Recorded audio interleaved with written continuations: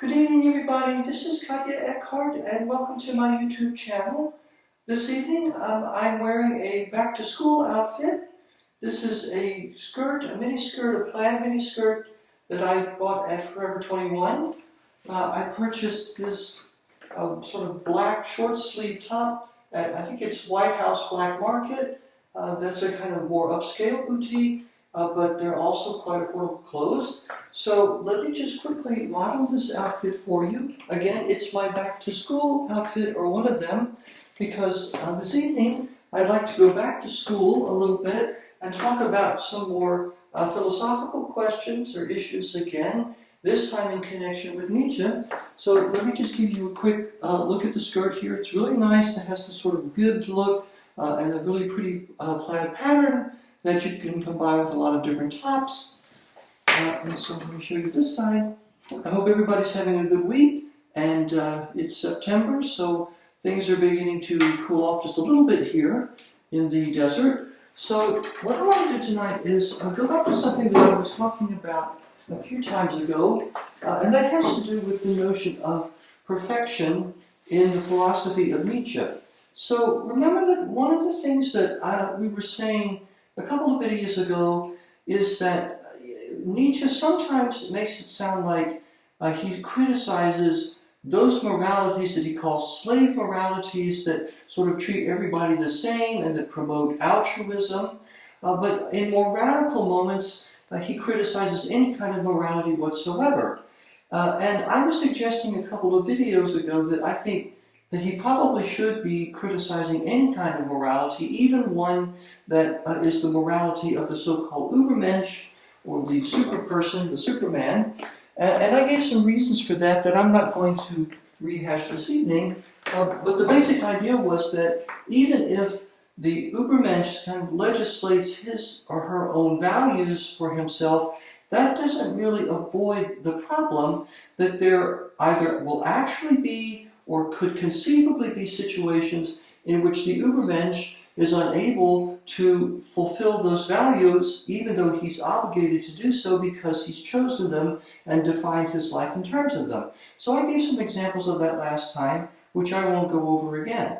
Now, what I want to do this evening is ask the question, well, how is it then that the Übermensch, according to Nietzsche, is going to achieve perfection? Because Nietzsche holds a kind of view called perfectionism. He really wants to transcend moral values, but he wants to hold on to some notion of perfection that he sees the Übermensch as realizing. So if the Übermensch could find himself in a moral dilemma, even if the moral values or the moral value that he's chosen to define his life, even if he's chosen that, he might find himself in a dilemma where he can't fulfill it. So then how is he supposed to achieve perfection? So first of all, I'm going to give an answer to that, and then I'm going to illustrate it with an example from a movie I've also talked about, Seven, and hopefully that will clarify the point and set the stage for maybe some additional discussions of Nietzsche in a later video. So what is Nietzsche's answer to how one achieves perfection? And another way of posing this question is, well, how do you know for sure whether or not you're an Übermensch? Now, in addition to the fact that even if one legislates one's own moral values, that doesn't avoid the possibility of being caught in a dilemma. There are additional reasons that one might have for being skeptical concerning the question of whether one is in fact an Übermensch. And this has to do with something I talked about a while ago, and that is that Nietzsche thinks that any kind of ugliness, any kind of weakness, any kind of ignorance, or any kind of shortcoming is an indication of what he calls in German Entartung, and Entartung would be degeneracy. So, for example, in Götterdämmerung, The Twilight of the Idols, he goes on at some length about the fact that, well, because Socrates, the great philosopher, happened to be rather unattractive, was ugly, he was actually an example of a degenerate or somebody who's not an Übermensch, because any sign of ugliness or weakness or sickness or deficiency or anything like that is prima facie evidence that, well, you're not really an Übermensch, you're a degenerate. Now this is what Nietzsche thinks. I'm not making it up, that's what he says. So if we apply that standard across the board, since all of us at some point or another will be suffering from some kind of weakness of the kinds I've described, it looks like none of us really could ever be an Übermensch. In fact, we can't really imagine an Übermensch actually existing, because anybody that we look at in the history of humanity has at some point made mistakes, or been weak, or sick, or ugly, or something like that. And so if we take Nietzsche quite seriously, that makes it look like nobody could ever really succeed at being an Übermensch unless the person were absolutely perfect, and nobody is. So this is where I think we need to look at Nietzsche's philosophy a little more carefully and ask, well, how is it though that someone, even someone who suffers from weakness occasionally, makes mistakes, may get sick, and so forth, even though those things happen, how could that person nevertheless be sure of the fact that he is an Übermensch? How could he attain certainty about that? And this is where I think Nietzsche's very famous or infamous teaching of the ewige Wiederholung, the eternal return, becomes relevant. Now the idea of the eternal return is that one's life has occurred exactly the same way infinitely many times in the past, and it will continue to recur infinitely many times in the same way in the future. So it's just an endless cycle of the same world and the same life and the same person who lives that life, repeating over and over and over again. And for reasons that I will touch upon at the end of the video, I think Nietzsche thinks this is not simply something that we imagine or kind of a metaphor. I think he believes that it's a true thesis about the world, and it's true about the way the world is, or needs to be true, in order to make sense out of the notion of an Übermensch and to make that a real possibility, even though the Übermensch cannot or may not be able to satisfy all the moral values that he gives himself, and even though the Übermensch may occasionally suffer from various kinds of weakness. So what makes somebody an Übermensch, and how would you know that you are one? Now the best answer that I can attribute to Nietzsche on this question is, if somebody were to look at his own life and say, well look, no matter what happens in it, no matter what has happened or what might happen, I am willing to say yes to eternally repeating that over and over again. I'm willing to say yes to the fact that this life, with all its pluses and minuses, has occurred infinitely many times in the past, and that it will occur infinitely many times in the future, on and on and on. I'm willing to say yes to that, no matter how sick I may be or become, or how ugly I may be, or what kind of problems or disadvantages I may encounter. I am willing to say yes to all of that infinitely many times, over and over and over again. Now, my suggestion is that if somebody really could say that, then that person is an Übermensch, because the person's yes, the person saying yes to that, is also something that has infinitely occurred in the past, and that will infinitely occur in the future. And so this is like infinitely positive. There's no more positive that you could be than to say yes to whatever has happened and whatever will happen infinitely many times. That's an infinite positive.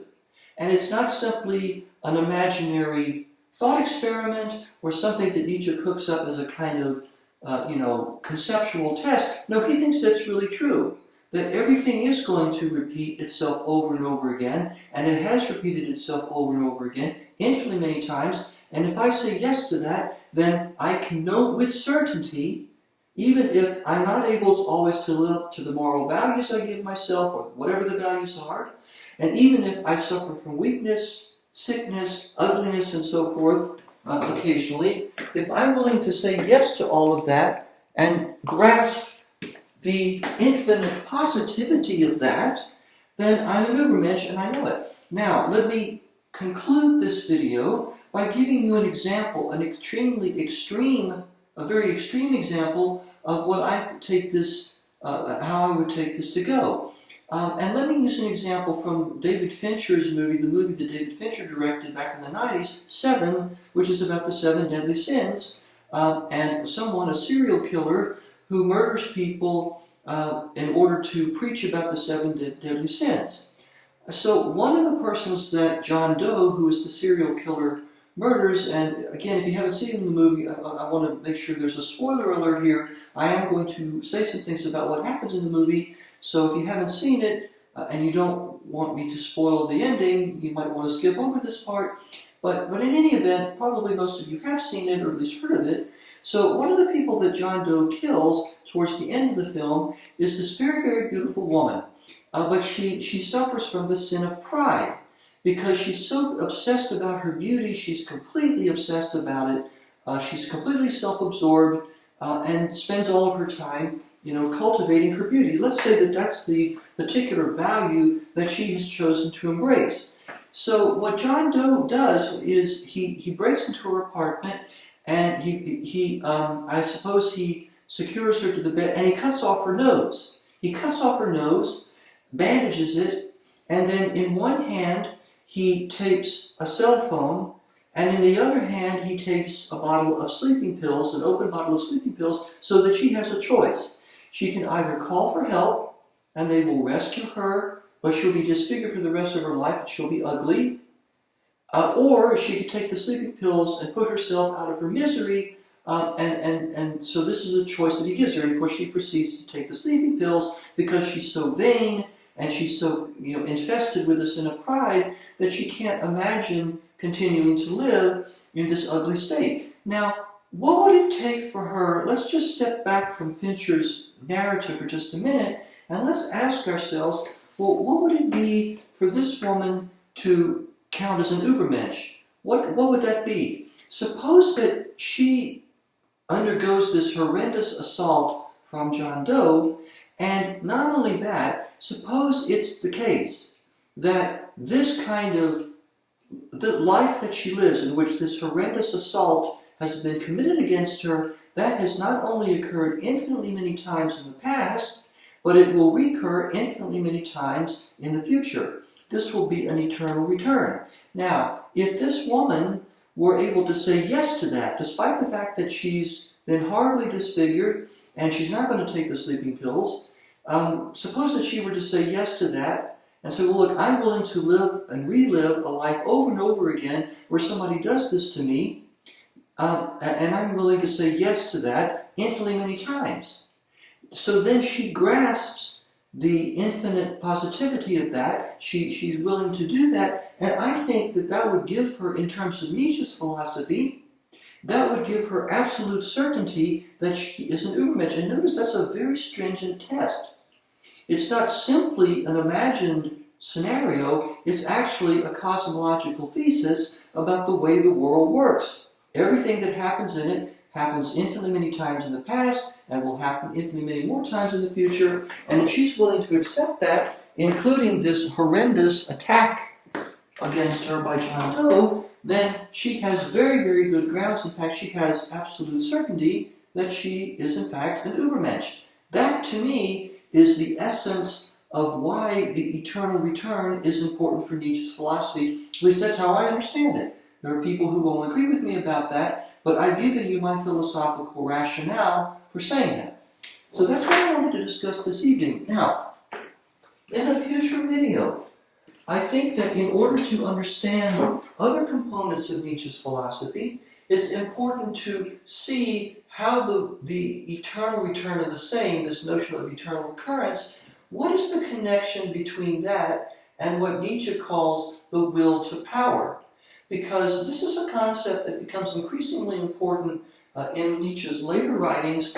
A lot of people don't really know what to make of it, but I think that there is a symbiotic relationship between these two doctrines, and in particular, something that I want to go on at more length about later in another video, is I think that Nietzsche needs the will to power, a particular understanding of that, in order to make sense and ground the truth of this cosmological thesis the eternal return that he needs in order to make sense out of the notion of there being a Superman, or how could there really be one thing. So what we have here is a kind of systematic connection among the concepts of being an Übermensch, the eternal return of the same, or the eternal recurrence, and the will to power. We need to understand those interrelationships in order to have a deeper appreciation of Nietzsche's philosophy and what might be problematic about it, what might be open to criticism about that from a different perspective.